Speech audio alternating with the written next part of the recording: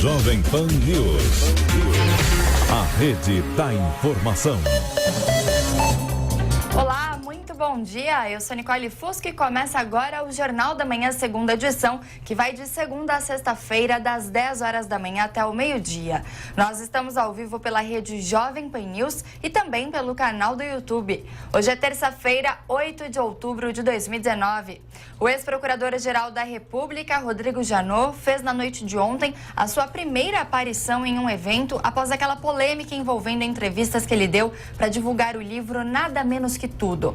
Se há 2 semanas Janot disse que entrou armado em 2017 no Supremo Tribunal Federal com a intenção de matar Gilmar Mendes, fala que provocou reações das classes política e jurídica, desta vez o ex-procurador ficou calado. O lançamento da obra aconteceu numa livraria no bairro dos Jardins, em São Paulo. Apesar do barulho anterior ao lançamento do livro, poucas pessoas formaram uma fila para pegar a assinatura do ex-procurador, que vendeu apenas 43 dos 550 exemplares disponíveis na noite desta segunda-feira. O Jornal da Manhã, segunda edição, traz também. O presidente Jair Bolsonaro promete vetar medida provisória que poderia quebrar o monopólio da Caixa Econômica Federal sobre o FGTS. Governo busca a origem das manchas de óleo que têm atingido as praias do Nordeste. Relator da CPI do BNDES na Câmara deve apresentar o parecer nesta terça-feira. Senado começa a votar hoje proposta que prorroga o prazo para o pagamento de dívidas judiciais de estados e municípios. Anvisa adia a discussão sobre a maconha medicinal para a terça-feira da semana que vem. Ministro da Educação, Abraham Weintraub, anuncia novo programa para escolas técnicas e volta a criticar a gestão de universidades federais. Esses e muitos outros destaques você acompanha no Jornal da Manhã, segunda edição, que começa agora.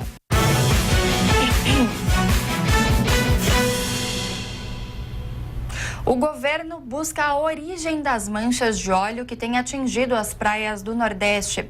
De Brasília, Luciana Verdolim.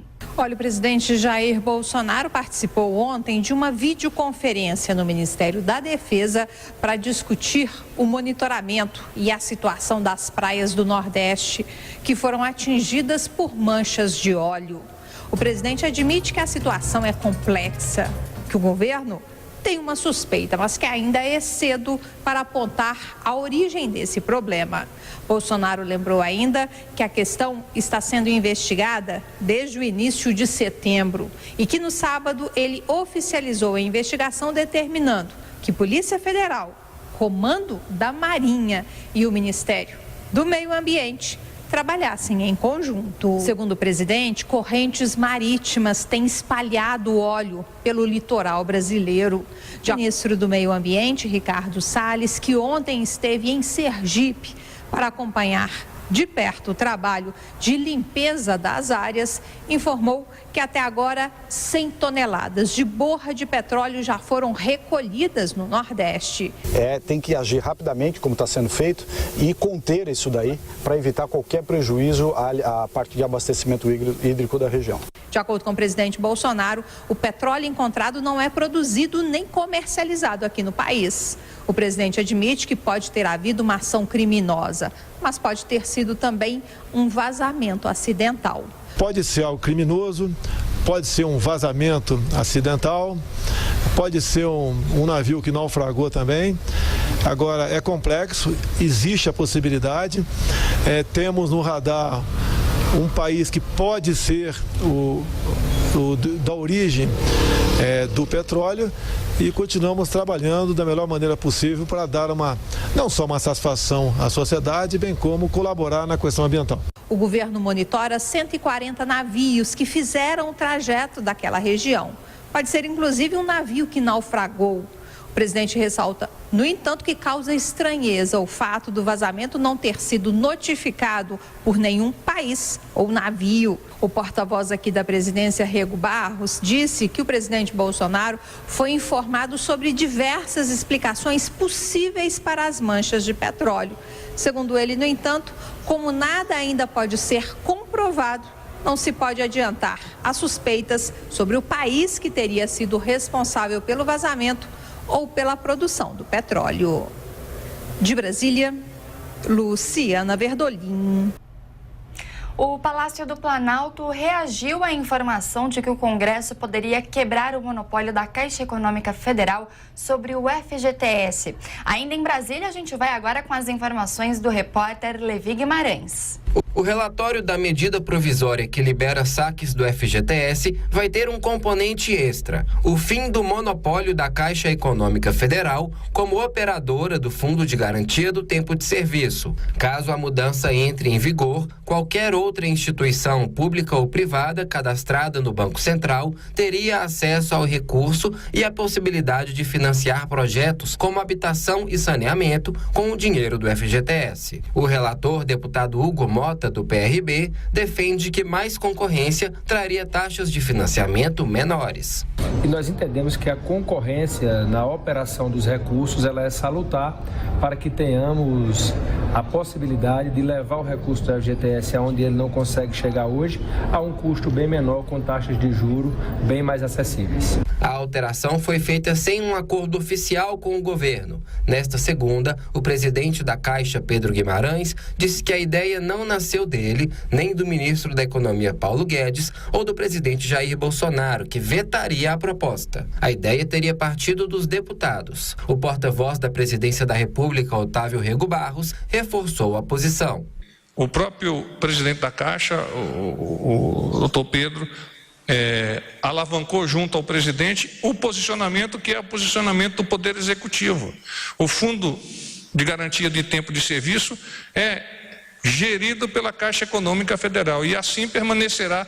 O relator disse ter estranhado a posição do governo, que, segundo ele, vinha participando das negociações em torno do relatório. Na visão dele, é contraditório um governo de viés liberal defender qualquer monopólio. A professora da Fundação Getúlio Vargas, Ana Castelo, lembra que a Caixa é responsável pelo financiamento de habitações para famílias de classe baixa. Ela questiona se bancos privados fariam o mesmo. Esses bancos privados ingressando também na gestão na operação dos recursos do FGTS também vão ter esse mesmo direcionamento?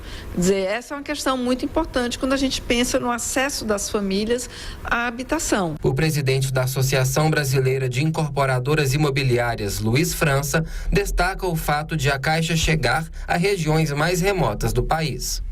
Este papel tem sido importante.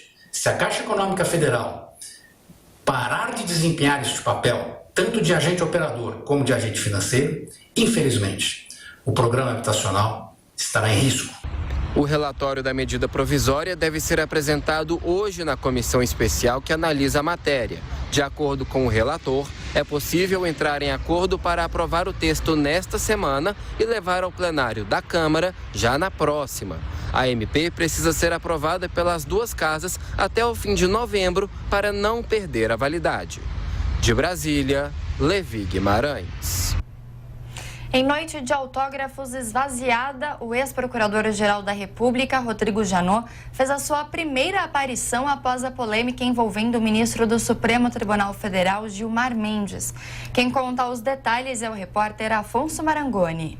Em uma noite de autógrafos esvaziada, o ex-procurador-geral da República, Rodrigo Janot, lançou nesta segunda-feira em São Paulo o livro Nada Menos Que Tudo. Esta foi a primeira aparição pública de Janot após ele ter revelado que teve a intenção de matar a tiros o ministro do Supremo Tribunal Federal, Gilmar Mendes. O ex-PGR se negou a responder perguntas da imprensa e se limitou a dizer que aquele era o dia do livro da palavra escrita. O número de jornalistas no local era maior do que o de pessoas que estavam na fila para receber o autógrafo. Dos 550 exemplares colocados à venda, apenas 43 foram comprados. Em menos de meia hora, já não havia ninguém na fila. E aos poucos, mais algumas pessoas foram chegando. Nenhuma autoridade esteve presente no lançamento. O livro conta os bastidores do período em que Rodrigo Janot esteve à frente da Procuradoria-Geral da República, inclusive o episódio envolvendo o ministro Gilmar Mendes.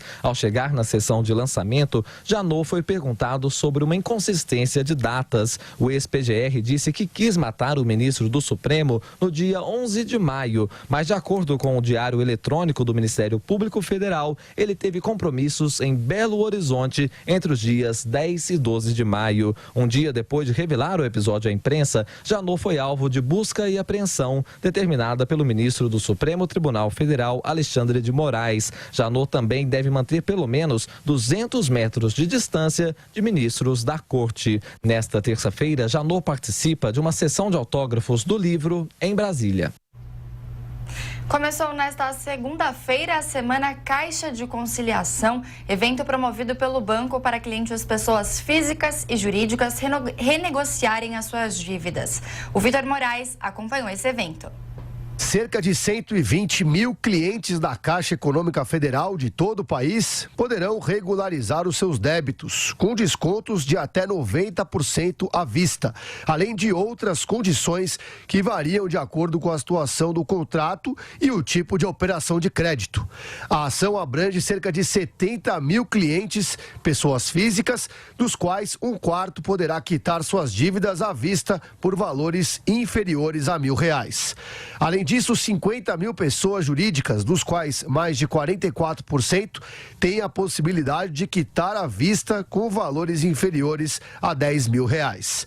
Para a Caixa, a conciliação é a forma mais rápida, eficiente e menos onerosa para todas as partes de encerrar um processo judicial, além de permitir aos clientes o resgate da sua cidadania financeira. Até o momento, foram regularizadas dívidas de 276 mil clientes, o que corresponde a R$2,5 bilhões em débitos liquidados. A Semana Caixa de Conciliação vai até sexta-feira em todo o país. Conselho Tutelar de Niterói pede investigação de jovem que vive com a deputada Flor de Lis. A presidente do órgão do Largo da Batata, Eliane Virgílio, diz que a adolescente vive com a parlamentar há 6 anos, mas não possui certidão de nascimento. A deputada do PSD, que deveria dar explicações ao Conselho nesta segunda-feira, alega que não possui os documentos por já ter dado entrada no processo de adoção. Segundo o jornal O Globo, o Tribunal de Justiça do Rio informa que não há qualquer ação de guarda ou adoção na Vara de Infância e Juventude de Niterói. Proximidade da estação chuvosa deve ajudar no combate às queimadas na Amazônia. Mesmo assim, o Itamaraty alertou a Frente Parlamentar da Agropecuária, a chamada bancada ruralista, que as campanhas internacionais contra produtos brasileiros não devem acabar. De olho no problema, o presidente da República ressaltou o trabalho das Forças Armadas no combate aos incêndios na Amazônia. Nesta segunda-feira, Jair Bolsonaro adiantou que setembro acabou com a menor média de queimadas na região desde o século passado. Justiça determina que a Agência Nacional do Cinema retome produções com temática LGBT. A juíza federal Laura Bastos de Carvalho ordenou a suspensão imediata da portaria do Ministério da Cidadania que trata sobre o edital para a seleção de filmes da Ancine. O chefe da pasta, ministro Osmar Terra, havia suspendido o edital após críticas do presidente Jair Bolsonaro a produções com conteúdo LGBT. A magistrada argumentou que o BNDES e os demais bancos já haviam transferido R$500 mil para a gestão do certame e o cancelamento poderia dar um prejuízo ao erário.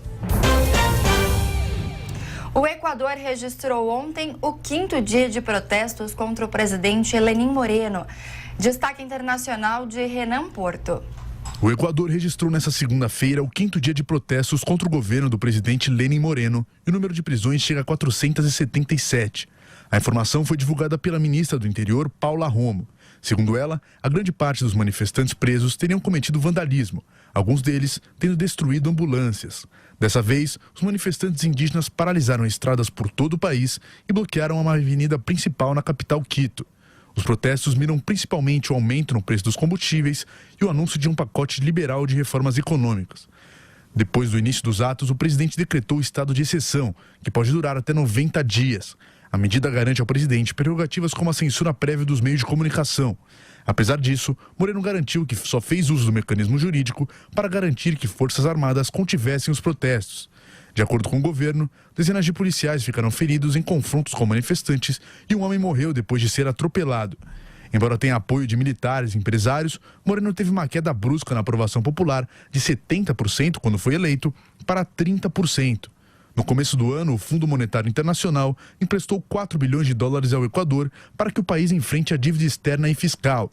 Como contrapartida, o FMI exige que o governo de Moreno adote medidas de austeridade. A organização equatoriana CONAI, que reúne diversos grupos indígenas, afirma que os protestos vão continuar até que o presidente volte atrás no corte do subsídio aos combustíveis. O ministro da Educação, Abraham Weintraub, anunciou um novo programa para escolas técnicas e voltou a criticar a gestão de universidades federais.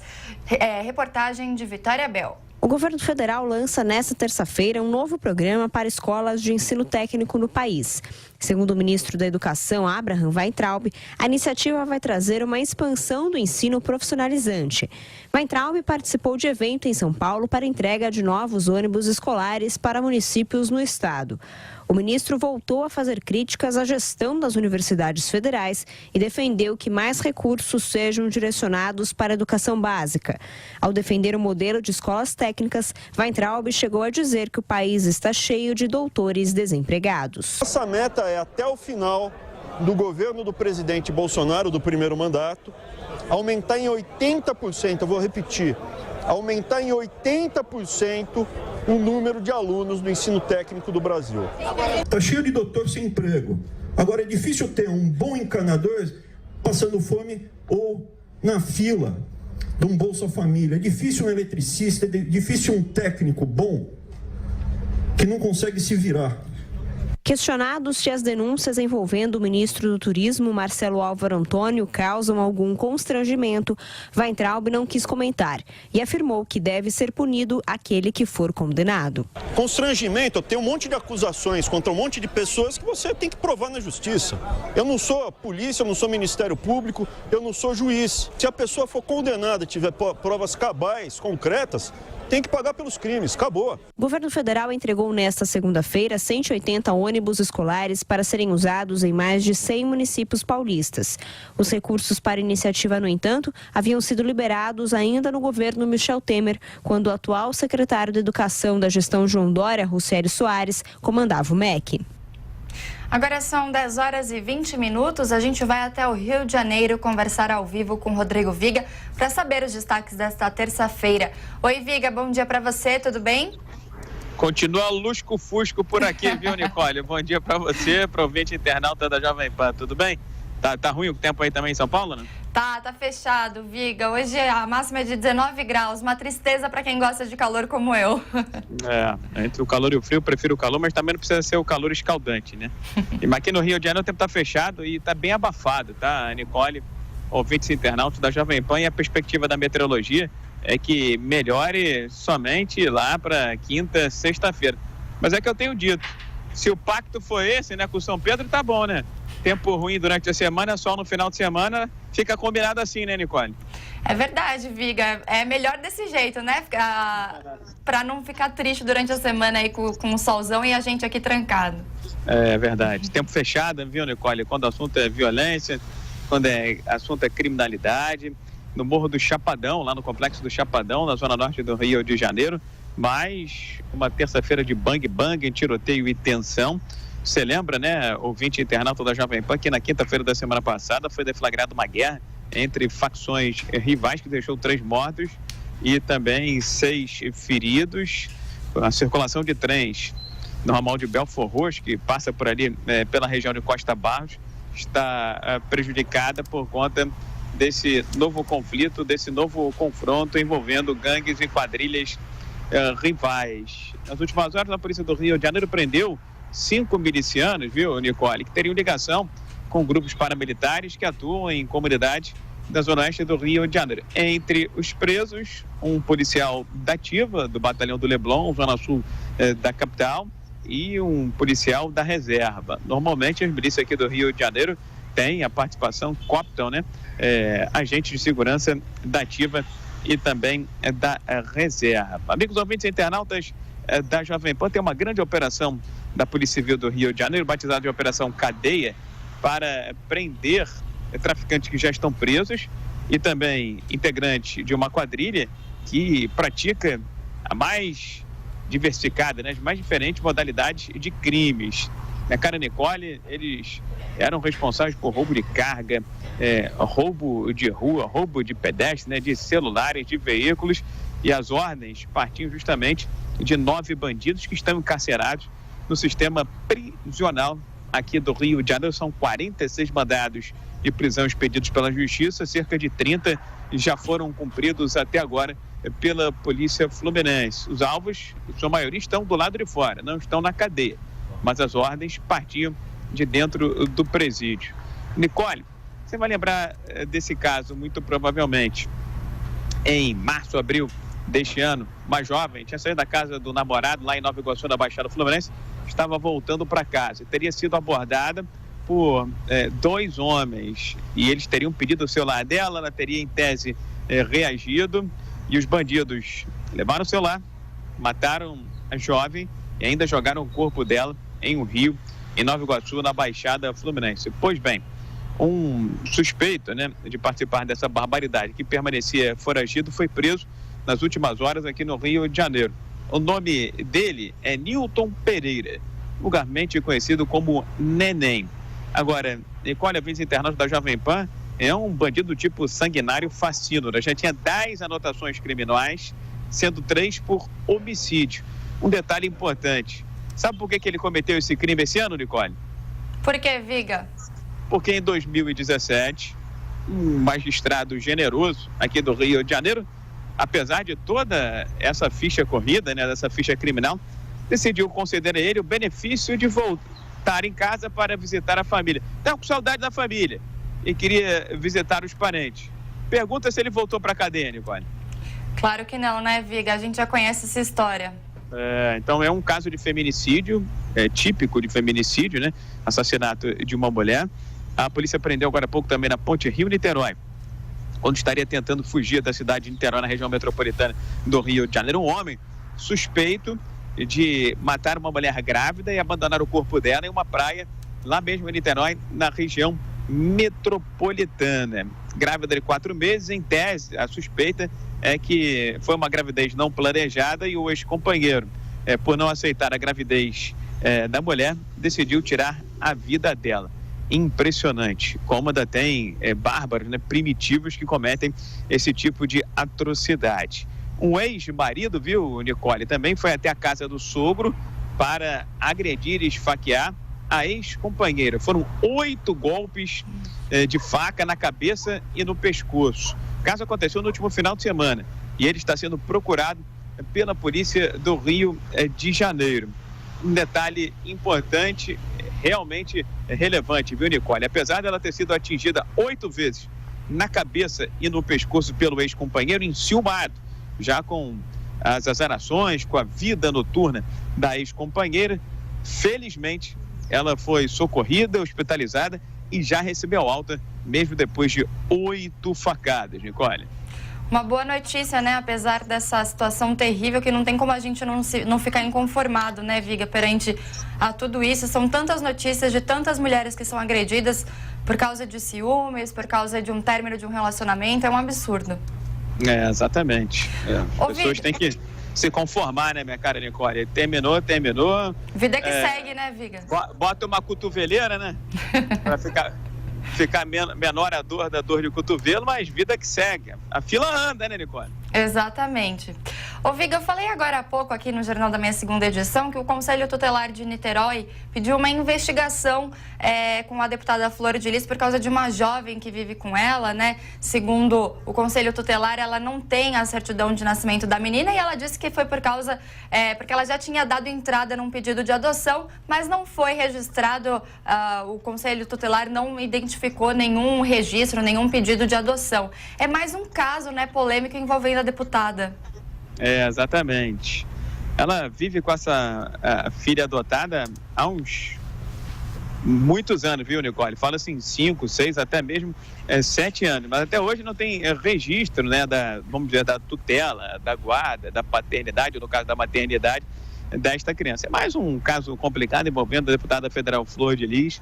As investigações em relação à morte do marido dela continuam avançando e muitos depoimentos sempre apontam ela como suspeita ou como conhecedora de uma trama para executar o pastor Anderson do Carmo. O fato é que a deputada federal Flor de Lis deve ter usado aí a prerrogativa de parlamentar, né, minha cara Nicole, para manter a guarda da criança, mesmo sem ter aí toda a documentação, e está culpando a burocracia brasileira por ainda não ter conseguido toda esta documentação.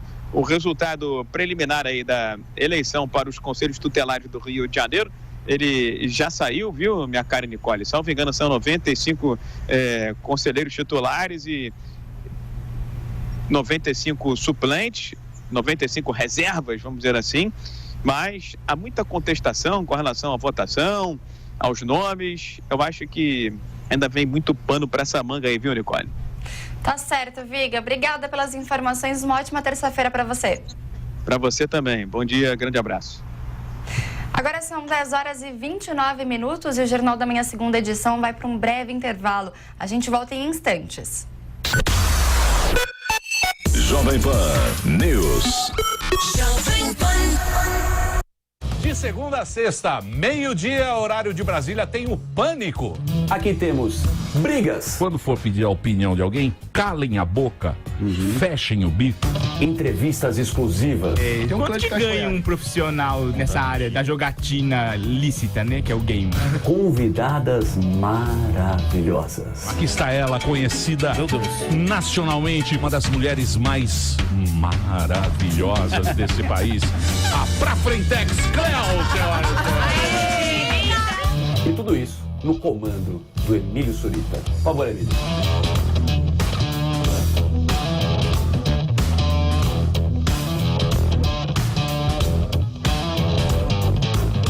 Inscreva-se e ative o sininho de notificação, tá?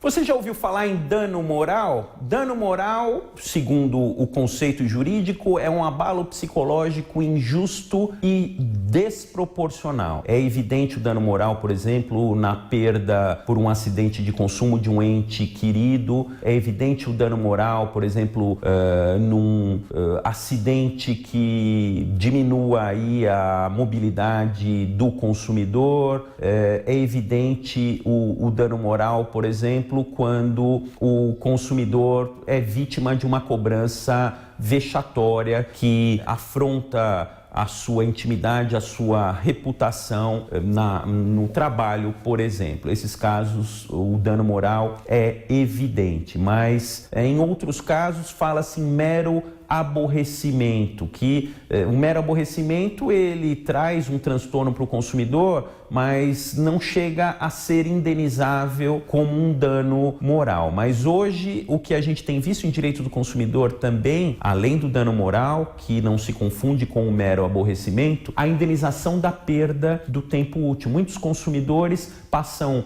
horas e horas tentando resolver os seus problemas por incompetência das empresas e esse tempo hoje vem sendo indenizado pelos nossos tribunais de justiça. Então, além do dano moral, que é reservado para situações mais graves, a própria perda de tempo também pode ser indenizada.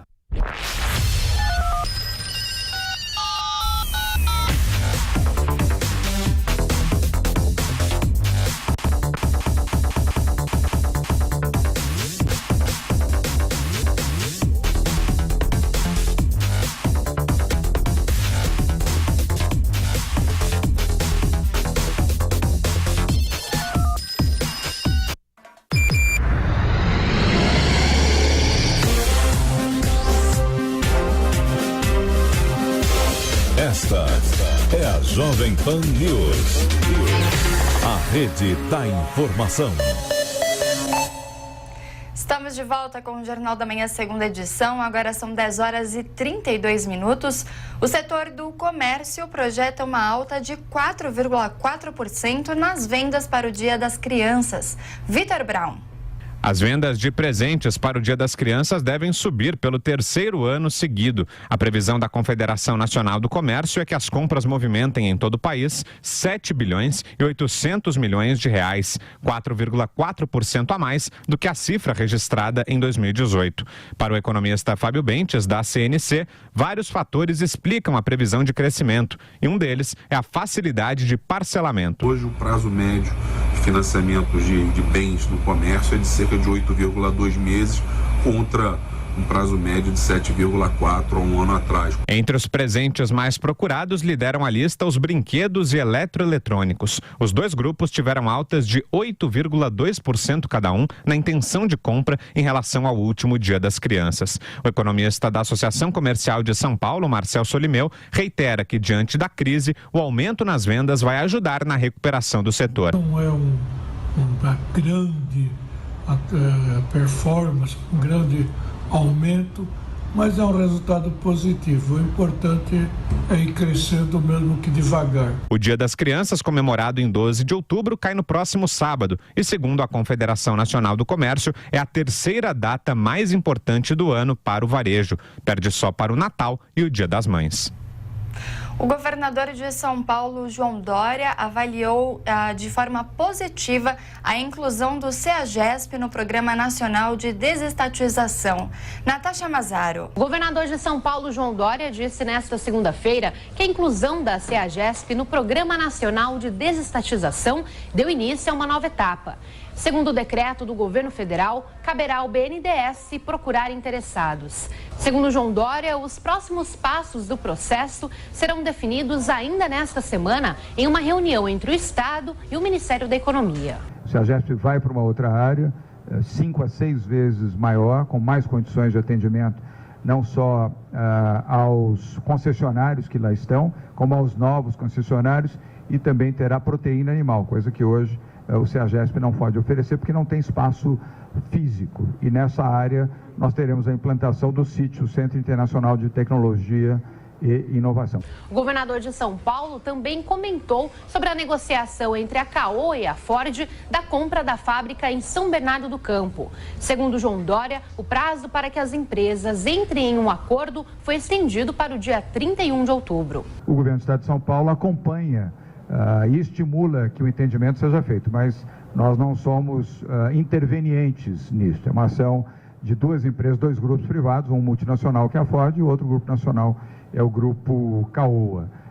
O prazo mutuamente entre ambos os negociadores foi estendido até 31 de outubro. João Dória anunciou nesta segunda-feira a liberação de 125 milhões de reais em crédito para pequenos empresários. Os recursos serão repassados a participantes do programa Empreenda Rápido do governo do estado em parceria com o Sebrae. O anúncio foi feito na Feira do Empreendedor, que termina nesta terça-feira em São Paulo. Além dos recursos, 100 mil vagas em cursos de capacitação técnica também serão criadas.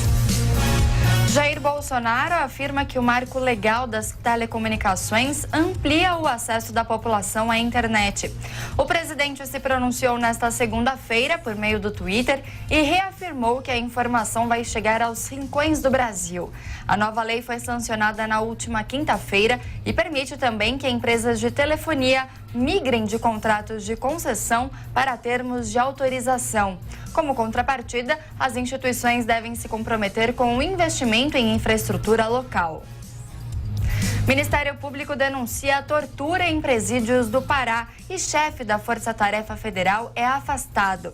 A ação de improbidade administrativa aponta para quadro generalizado dos abusos nas unidades prisionais controladas pelo autorizado pelo Ministério da Justiça. A Justiça Federal determinou o afastamento do agente penitenciário Maicon César Rotava do cargo.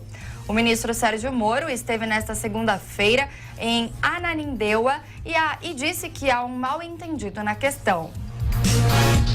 Número de empregos formais cresce nas capitais. O levantamento da Tendências Consultoria destaca que a retomada da atividade tem sido positiva em 14 das 26 capitais do país. São Paulo lidera o ranking com quase 59 mil postos de trabalho abertos com carteira assinada de janeiro a agosto. Já em 8 das 9 capitais do Nordeste, no Rio de Janeiro e em Porto Alegre, houve retração na geração de empregos. O presidente Jair Bolsonaro negou que tem a intenção de acabar com a estabilidade no serviço público do país. De Brasília, Luciana Verdolim.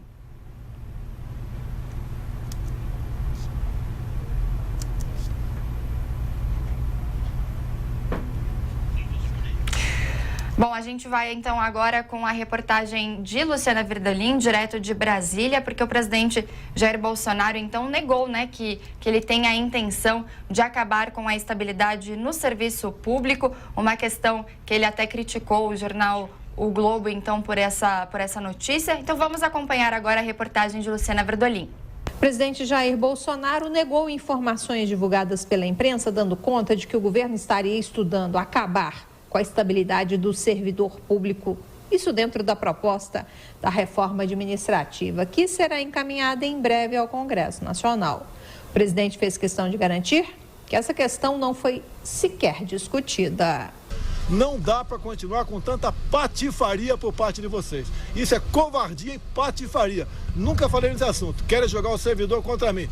O porta-voz da presidência, Rego Barros, explica que existe um estudo em torno da estabilidade para futuros servidores. O presidente não tem nenhuma ideia de mexer em qualquer tipo de referência, qualquer tipo de posição com relação à referência dos atuais funcionários públicos. O futuro ainda está sob estudo de várias organizações, de vários ministérios, e o presidente ainda não tem uma posição definida com relação a isso. O presidente da Câmara, o deputado Rodrigo Maia, que se encontrou com o presidente Jair Bolsonaro no domingo, também garantiu que o fim da estabilidade para os atuais servidores nunca sequer passou pela cabeça dele. A equipe do ministro da Economia, Paulo Guedes, trabalha numa proposta que passa pela reestruturação das carreiras, novas regras para a contratação. Nesse caso, abriria-se a possibilidade para o fim da estabilidade apenas para os futuros servidores, novas regras para a promoção e também para o desligamento. Hoje a avaliação é que os governos federal, estaduais e municipais gastam muito com servidores, algo em torno de 13,6% do PIB, do Produto Interno Bruto brasileiro. Só a União gasta cerca de 4,3% do PIB. A constatação é que os salários no serviço público também são bem maiores que na iniciativa privada. Por conta disso, uma das principais propostas deve ser a redução dos salários iniciais. A reforma administrativa deverá ser encaminhada nos próximos dias à Câmara. Segundo Rodrigo Maia, a ideia é encaminhar ao Senado uma outra discussão em torno das novas regras da chamada regra de ouro. Hoje é proibido o endividamento para pagar, por exemplo, despesas como contas de luz, água e salários. Segundo Maia, a ideia é, na prática, flexibilizar essas normas. Que vem com gatilhos para a gente poder controlar as despesas obrigatórias do governo, a agenda do país. Segundo o governo, a ideia é definir essa questão em torno da regra de ouro e também da reforma administrativa no mais tardar até o fim da semana que vem. De Brasília, Luciana Verdolim. O relator da CPI do BNDES na Câmara dos Deputados deve apresentar o parecer nesta terça-feira. A reportagem é de Antônio Maldonado, de Brasília. O relator da CPI do BNDES, deputado Altineu Cortes, deve entregar o parecer dele nesta terça-feira. Após a leitura, será concedida a chamada vista coletiva e o texto poderá ser votado já na semana que vem. A expectativa é que o relator proponha o indiciamento de ex-diretores e autoridades que tiveram relação com os empréstimos concedidos pelo Banco Público durante os governos petistas. Em tese, o investimento foi feito porque traria contrapartidas que colaborariam com o desenvolvimento econômico e social do país. Mas, de acordo com as investigações da comissão, o retorno não chegou nem perto do esperado. Para chegar a essa conclusão, os membros da CPI convocaram uma série de autoridades para prestar depoimento. Muitas delas, como Aike Batista, Antônio Palocci, Dário Messer e Ricardo Saldi, foram autorizadas pelo Supremo Tribunal Federal e ficaram caladas ou sequer compareceram às oitivas. Isso gerou críticas, inclusive do presidente do colegiado, o deputado tucano Vanderlei Macris. Afinal de contas, de que adiantará, não é, um dos mais importantes instrumentos que o Legislativo tem de fiscalização, se não puder contar com a presença efetiva das pessoas convidadas a depor nesta CPI. A CPI foi criada em março deste ano para investigar contratos firmados pelo BNDES entre 2003 e 2015, com ênfase nos acordos internacionais. Tratam-se de projetos financiados pelo banco em países como Gana, Guiné Equatorial, Venezuela, República Dominicana e Cuba.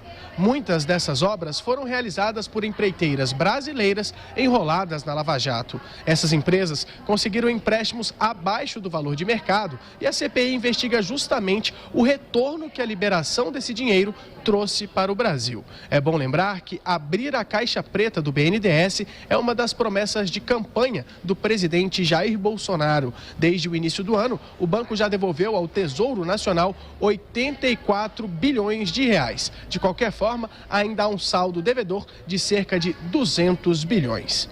De Brasília, Antônio Maldonado.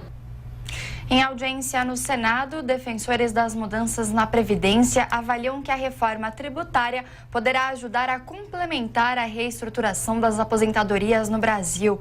Camila Yunis. Defensores das mudanças na Previdência avaliam que a reforma tributária poderá ajudar a complementar a reestruturação das aposentadorias no Brasil.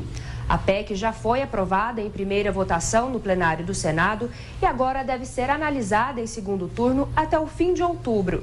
Além da atenção aos trabalhadores, especialistas acham que o Congresso Nacional precisa focar os grandes devedores do sistema.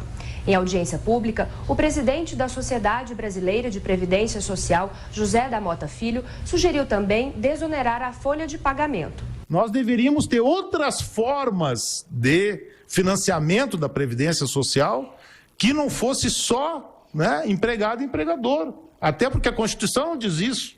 A Constituição diz que a sociedade toda, né, tem que contribuir. A questão da aposentadoria especial, eu acho que ela é um ponto em que nós todos deveríamos colocar força. O presidente da Sociedade Brasileira de Previdência Social, José da Mota Filho, acrescenta que o sistema precisa ser sustentável. A advogada e especialista em aposentadorias, Cleci Maria D'Artorá, defende uma cobrança efetiva dos grandes devedores do setor. Onde é que está o gargalo da questão? Está exatamente em não cobrar os que devem, os países que não têm previdência social pública. Só podem ter sua eficiência se tiverem estabilidade econômica. Na audiência pública promovida pelo Senado nesta segunda-feira, a advogada Cleci Maria D'Artorá pediu aos parlamentares atenção especial aos professores. O secretário-geral da Associação Nacional dos Auditores Fiscais da Receita Federal do Brasil, Luiz Gonçalves Bontempo, defende punição rigorosa aos devedores. A MP 871, que tratou das medidas de coibir as fraudes, teria o mesmo, né, o PL 164, que também trata do combate ao devedor combate, deveria ter a mesma relevância e urgência. O secretário-geral da Unafisco, Luiz Gonçalves Bontempo, teme que, com o passar dos anos, a nova Previdência facilite a vida dos devedores. Já a reforma tributária não deve ser votada antes de 2020 e, por enquanto, falta consenso em torno de um projeto único. 10 horas e 46 minutos. Vamos saber agora como fica a previsão do tempo em todo o país com Desirê Brante. A frente fria que virou o tempo no sudeste do Brasil continua na altura da região e nesta terça-feira deixa o tempo nublado e com chuva desde a costa da região sudeste até grande parte da região norte do Brasil. Hoje chove entre São Paulo, Rio de Janeiro, centro-sul de Minas, Triângulo. Chove um pouquinho também no Espírito Santo, Goiás, norte de Mato Grosso do Sul, Mato Grosso e grande parte da região norte do Brasil. No sul do país, o tempo segue firme, ensolarado e com a temperatura em gradual elevação. Até o final da semana vai fazer calor mesmo no sul do país. Hoje a máxima fica em torno dos 25 graus em Porto Alegre. Cuiabá terá máxima de 34 graus. Palmas, 35 e em Teresina os termômetros alcançam os 36 graus.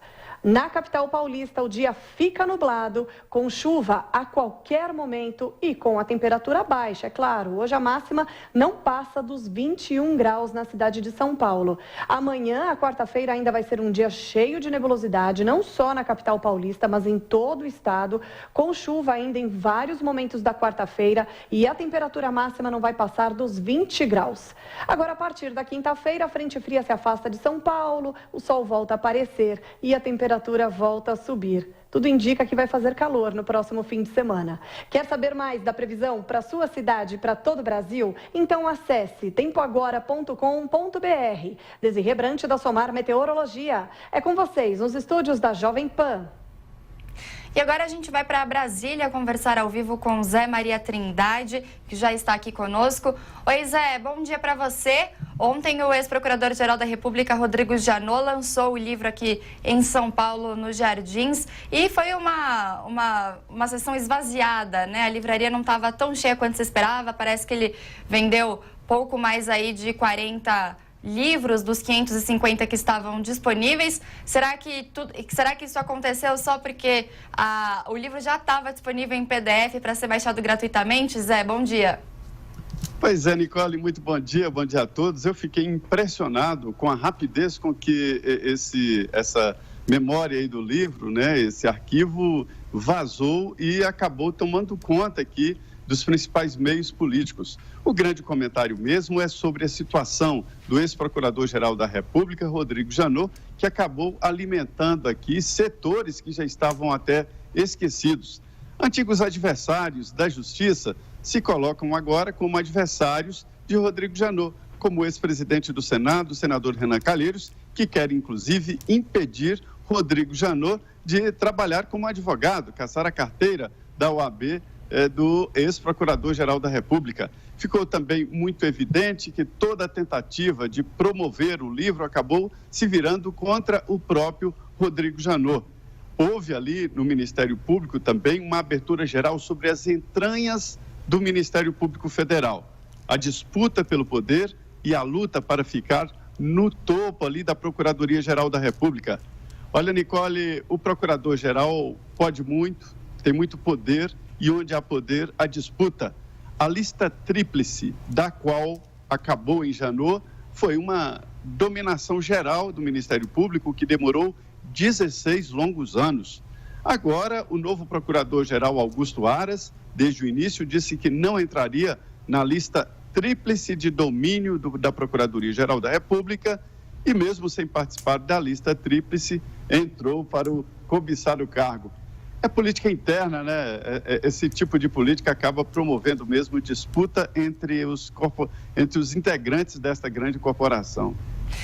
Zé, e a eleição justamente de Augusto Aras fora dessa lista tríplice e também essa informação aí do Janot, que ele acabou revelando que em 2017 entrou armado no Supremo Tribunal Federal para atirar na cabeça do ministro Gilmar Mendes, também coloca em xeque, né, essa lista. E atirar na própria cabeça. Isso foi colocado aqui como um traço de personalidade de Rodrigo Janot, que é compatível com uma síndrome que não pode acontecer nos grandes dirigentes, né? O procurador-geral é como se fosse o chefe de um poder. A Constituição de 88 coloca o Ministério Público numa posição muito importante.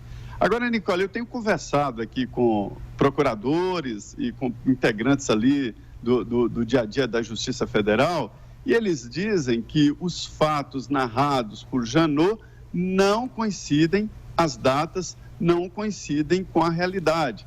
ou seja, isso pode ter ficado apenas na cabeça dele e que não tenha acontecido essa história de engatilhar armas em pleno Supremo Tribunal Federal. Mas isso já provocou reações, né? A tendência é que o Conselho Nacional de Justiça defina normas sobre passar por detectores de metais, inclusive advogados, integrantes do Ministério Público e juízes, né? Já que ninguém mais é de confiança na atual sociedade. Isso é assustador, né, Zé? Porque mostra que a pessoa realmente não estava bem, né, naquela situação. Enfim, é difícil saber o que de fato aconteceu ou então o que foi só parte da imaginação aí do ex-procurador-geral. Já se coloca em dúvida a situação de que acham que ela não existiu por falta de coincidência de datas e fatos que ele narra. Ô Zé, a Justiça decidiu decretar o sigilo daquele processo que investiga o ministro do Turismo, Marcelo Álvaro Antônio, do PSL, no âmbito das investigações, né, a respeito das candidaturas laranja do PSL em Minas Gerais. E o ministro negou que vai deixar o governo e disse que não sabia o que estava sendo feito com aquela verba que era repassada às mulheres. Esse não é um discurso antigo aí de Brasília? O juiz é de Minas Gerais, mas o discurso foi tirado daqui de Brasília mesmo. Agora a gente não vai ficar sabendo se o ministro se transformou ou se transforma nos próximos dias em réu, ou seja, se a justiça aceita o indiciamento que foi pedido pela Polícia Federal. Então, o assunto agora é sigiloso, ninguém fica sabendo de detalhes. O partido do ministro, o PSL, saiu em defesa dele, dizendo, inclusive, que vai tentar mudar, o que eu acho muito difícil, né? Esta legislação eleitoral que exige a cota de 30% de candidaturas femininas. É essa cota que o PSL fraudou. E isso é sério. A Justiça Eleitoral, aqui no TSE, já decidiu em plenário que se houver comprovação de fraude nesse item, significa que o partido não atendeu à legislação eleitoral e a chapa seria cassada. Não só o mandato do deputado, né? Ele é deputado licenciado, o ministro, mas também toda a chapa. Isso vai provocar uma recontagem de votos e recomposição, inclusive, de representação na Câmara Federal e na Câmara Estadual, na Assembleia Estadual. Então, uma decisão muito séria. Quanto à permanência dele, me dizem pessoas que foram até o presidente Jair Bolsonaro de que ele, o presidente, está na situação de deixar a coisa acontecer. Ele recebeu um resumo do que realmente aconteceu, a Polícia Federal fez um resumo e o presidente teve acesso, né? E ele está na situação de deixar a coisa acontecer. O argumento, Nicole, é de que o presidente também sofreu, raciocínio do governo, sofreu acusações infundadas e tal, e que ele sabe o que é isso, daí a complacência que ele tem com o ministro Marcelo Álvaro Antônio. Zé, saindo aí de Brasília, indo agora para Curitiba, falando a respeito do ex-presidente Lula, a defesa dele pediu a suspensão da multa de R$ 4.900.000 no âmbito da condenação do triplex do Guarujá. É mais uma resistência do presidente, do ex-presidente? Esse discurso de que não quer fazer acordo, não quer barganhar para sair, é apenas para o público externo. É só não pagar a multa, ele não sai. É muito difícil. Isso já foi recalculado. A multa inicial era de 31 milhões de reais, depois caiu para 13 milhões de reais e agora caiu para 4 milhões e 100 mil reais. O presidente terá que pagar. Eu estou dizendo isso porque já é uma jurisprudência do plenário do Supremo Tribunal Federal. Para a progressão de regime, e isso já foi julgado no plenário do Supremo, é preciso pagar a multa. Isso ficou muito claro em 3 situações. A última no caso do Valdemar Costa Neto. Ele tentou sair da cadeia sem pagar essa multa, né? Sem progredir de regime, e o Supremo disse não. Para a progressão é preciso cumprir as obrigações, ou seja, quitar a multa. E, neste caso aí, o ex-presidente Lula terá que pagar os 4 milhões e 100 mil reais para progredir de regime. Note, ele continua preso a uma progressão, sai do regime fechado, preso fechado, para o regime preso domiciliar. Tá certo, Zé. Obrigada pelas informações. Ótimo trabalho, ótima terça-feira aí para você. Muito bem, Nicole Fusco. Obrigado, muito bom dia. Bom dia a todos. E agora são 10 horas e 56 minutos. A gente vai para mais um rápido intervalo e voltamos em instantes. Jovem Pan News. Ele já pode ser assistido e está recheado de ação e muita inocência. Fala galera, tudo bom? Pra quem não me conhece, vocês estão no Bookster, canal de livros. Eu sou o Pedro Pacífico e hoje a gente vai conversar um pouquinho sobre esse clássico da literatura mundial, o Retratos de Dorian Gray. Esse livro aqui foi objeto de leitura conjunta lá no Instagram, foi o primeiro livro que eu escolhi para iniciar esse projeto de ler junto com vocês as obras. O Retrato de Dorian Gray é um dos principais clássicos da literatura inglesa. O Oscar Wilde, ele publicou pela primeira vez uma revista. A crítica teve uma crítica positiva, mas também teve uma crítica muito negativa, chamando o livro de um livro imoral, um livro que seria contra os bons costumes. Mas eu gostei muito porque na nota de rodapé ele coloca, na parte que foi tirado, algum trecho, ele coloca essa ressalva, então você consegue ver as diferenças entre uma edição e outra. E aqui no livro a gente vai contar a história do Dorian Gray, que era um jovem, assim, dizia-se ter uma beleza muito impressionante e que conheceu um artista, que é o Basil Hallward. Esse artista resolveu pintar um retrato desse jovem, que ele ficou muito encantado com esse jovem. E no meio desse período em que ele estava pintando, chegou um amigo do artista, que é o Lord Wotton, e queria conhecer o jovem, porque ele viu a obra e falou: Basil, esse é o melhor retrato que você já pintou, é impressionante, eu quero até conhecer esse jovem que você tanto fala, que você se inspirou tanto para conseguir fazer um trabalho tão bom. E quando ele conhece o Dorian, que na época era um jovem meio inocente, uma pessoa meio pura, vamos assim dizer, ele acaba também ficando impressionado com a beleza do jovem, e ele começa a ser uma influência, de certa forma negativa, e ele, ao tentar mostrar para o Dorian que, como ele pode usar essa beleza, e o que importa na vida é a beleza, é a juventude, são os prazeres. Até tem uma cena que é bem marcante, que é quando o Dorian ele se olha no quadro, depois de pronto, e ele percebe, então, toma consciência dessa beleza dele. E com a influência, então, do Lord Wotton, ele começa a mudar, a resolver fazer algumas transformações. Espero vocês aí no próximo vídeo. A Jovem Pan é o canal de notícias número 1 aqui no YouTube. E quem é nosso inscrito fica sabendo primeiro das principais notícias do Brasil e do mundo. Junte-se a mais de 1 milhão de pessoas que acompanham diariamente a programação da rádio em vídeo ao vivo no YouTube. E tem a credibilidade que só um grupo com mais de 70 anos pode oferecer. Faz assim então, inscreva-se clicando no botão aqui abaixo e ative as notificações clicando no sininho. Tem acesso a um jornalismo de verdade, feito por quem entende do assunto.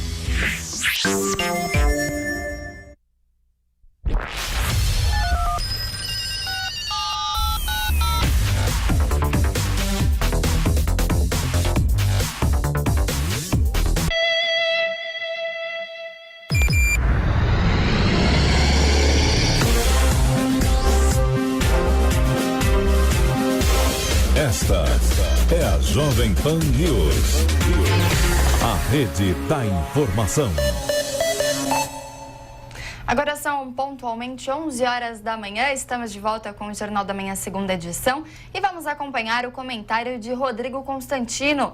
Oi, Constantino, bom dia. Bom dia. Um levantamento do Estadão mostrou que só tem 15 votos dos 41 necessários para a aprovação de Eduardo Bolsonaro na sabatina do Senado, para ser o futuro embaixador do Brasil nos Estados Unidos. O presidente da Comissão de Relações Exteriores do Senado diz que há um empate técnico. E ainda existe uma saída honrosa para Eduardo Bolsonaro nisso tudo. E talvez a deixa tenha vindo da entrevista que o seu pai, presidente Jair Bolsonaro, concedeu ao mesmo Estadão no fim de semana. Sobre esse assunto, o presidente disse que se o filho ainda quiser a embaixada, ele tem mais tempo para se preparar para a sabatina, não é um problema esperar, e isso, vamos lembrar, quase 3 meses depois da indicação.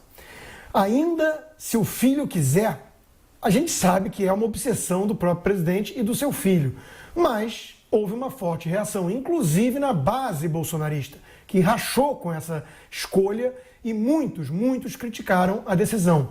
O simples fato do nome não ter sido enviado ainda para o Senado, para a sabatina, estarem esperando reformas ou então persuadir senadores, mostra o erro dessa indicação. Qualquer outro nome já teria sido enviado. Só não foi ainda porque se trata do filho do presidente. Então, isso é típico de republiqueta, de clã político, não de um estadista numa república. Cada vez fica mais evidente que foi um grande erro, um grande equívoco do presidente insistir nessa indicação do filho.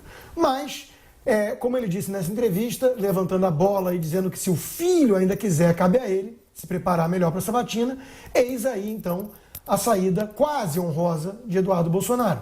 Dizer que avaliou bem e que acha que não cabe trair os seus mais de 1 milhão de eleitores e continuar no Congresso, onde ele poderá fazer mais pelo governo do seu pai e pelo país. Também caberia, claro, um recuo humilde, reconhecendo que houve uma reação forte, inclusive da base, e que ele humildemente escutou as críticas e ponderou, achando melhor não insistir nisso. Porque se de fato o nome for enviado para a sabatina depois de tanto tempo e houver uma derrota, sem dúvida alguma vai ficar muito feio para o presidente e para Eduardo Bolsonaro. É um erro completo insistir nessa indicação. Ele não tem qualificação, é inaceitável o discurso de que não há ninguém mais no Itamaraty que tenha um alinhamento ideológico, ou seja, de confiança do presidente. Nem todos que estão no Itamaraty são os famosos barbudinhos de esquerda. E eis aí, então, a possibilidade de Eduardo Bolsonaro recuar e recusar esse cargo sem uma mancha tão grande em sua reputação. Faça isso, Eduardo. Não insista nesse erro. O Banco Central apresentou ao Congresso um projeto de lei com novas regras para ampliar o número de contas em dólar no Brasil. Vamos acompanhar os detalhes na reportagem de Nani Cox. O Banco Central encaminhou ao Congresso uma proposta que pode permitir que brasileiros tenham contas em dólar no país. A norma está inserida na nova lei cambial, um projeto para modernizar a legislação e facilitar as trocas de moeda estrangeira com outros países. Atualmente, as operações cambiais são permitidas em casos específicos, com agentes autorizados a operar câmbio, emissores de cartões de crédito internacional e agências turísticas. Empresas exportadoras e importadoras e famílias com filhos que estudam no exterior deverão ser os maiores beneficiados pela nova legislação. O economista da Tendências Consultoria, Silvio Campos Neto, acredita que as mudanças vão posicionar melhor o Brasil no mercado cambial, mas reforça que a proposta deve ser bem planejada. É desejável que o Brasil consiga aprimorar sua legislação, torná-la mais adequada aos tempos atuais. E o objetivo, obviamente, de inserir mais o Brasil no mundo, mas só o fato de você permitir a manutenção de contas em moeda estrangeira, não creio que seja um problema se o desenho institucional for bem feito, é o que a gente acredita que seja sendo colocado aí pelo Banco Central. O Banco Central garantiu que a nova lei vai diminuir a burocracia do comércio exterior. A proposta permite que empresas brasileiras exportadoras usem recursos das vendas como quiserem. A instituição propõe ainda a desvinculação das chamadas fintechs na área de câmbio, que atualmente só podem funcionar se estiverem associadas a corretoras ou bancos. Regras adicionais deverão ser estabelecidas e a lei deve levar até 1 ano para começar a valer. O Senado começa a votar hoje a proposta que prorroga o prazo para o pagamento de dívidas judiciais de estados e municípios. De Brasília, Levi Guimarães. O Senado pode começar hoje a analisar a PEC que prorroga o prazo para que estados e municípios paguem precatórios que devem a pessoas jurídicas. Segundo a proposta, débitos que vencem em 2024 poderiam ser pagos até 2028. O adiamento vale apenas para governos estaduais e municipais que estavam com as dívidas atrasadas em março de 2015 e não abrange débitos a pessoas físicas. A PEC deve ser votada hoje pela Comissão de Constituição e Justiça, de acordo com a presidente da CCJ, a senadora Simone Tebet, do MDB. Ela afirma que os líderes também buscam um acordo para levar a proposta ao plenário também nesta terça-feira. É possível, se houver acordo na CCJ, de pedido de urgência, ele, portanto, viria para o plenário amanhã mesmo, e se os líderes concordarem, quebra-se o interstício, vota em primeiro e vota em segundo. Aí é o presidente que tem que conduzir, o presidente Davi Alcolumbre. A matéria faz parte das pautas do Pacto Federativo, um conjunto de medidas que pretende aumentar a receita dos estados e dos municípios. Elas também fazem parte das negociações em torno da reforma da Previdência, sobretudo a PEC que divide os recursos das vendas do direito de exploração sobre o pré-sal. A senadora Simone Tebet lamentou que alguns parlamentares condicionem a aprovação em segundo turno da reforma ao Pacto Federativo. Acho que, infelizmente, esse assunto não deveria ser tratado como condicionante para a aprovação da reforma da Previdência. É dar com uma mão e tirar com a outra, mas já que está na mesa, nós temos que agora enfrentar esse obstáculo e tirá-lo o mais rápido possível da nossa frente. A tendência é que a reforma da Previdência só seja votada em segundo turno no dia 22, atrasando em 2 semanas o cronograma inicialmente previsto para a tramitação no Senado. De Brasília, Levi Guimarães. Força-tarefa da Operação Greenfield denuncia 26 pessoas por fraudes contra planos de previdência. Os crimes teriam acontecido entre 2009 e 2014 e envolvem os fundos de pensão FUNCEF, Petros e Postales. Segundo o Ministério Público Federal, os golpistas agiam para viabilizar aportes milionários no fundo de investimento Multiner por meio de laudos falsos. Os desvios somam R$1 bilhão e os envolvidos devem responder pelos crimes de gestão fraudulenta e desvio de recursos em proveito próprio ou de terceiros. Juíza federal esfaqueada por procurador em São Paulo diz atentado foi contra toda a magistratura. Em entrevista ao jornal Estado de São Paulo, Luiz Filgueiras revela que o episódio pode ser reflexo da mistura explosiva entre polarização e um contexto de tentativas claras de intimidação. Segundo a magistrada, o atentado afeta toda a sociedade e por isso não pode ser perdoado ou desculpado. O procurador Matheus Carneiro Assunção, autor do ataque no TRF-3, está preso por tentativa de homicídio e deve ser internado no Hospital das Clínicas para uma avaliação psiquiátrica. O governo federal deve enviar ao Congresso uma proposta da reforma administrativa ainda em outubro.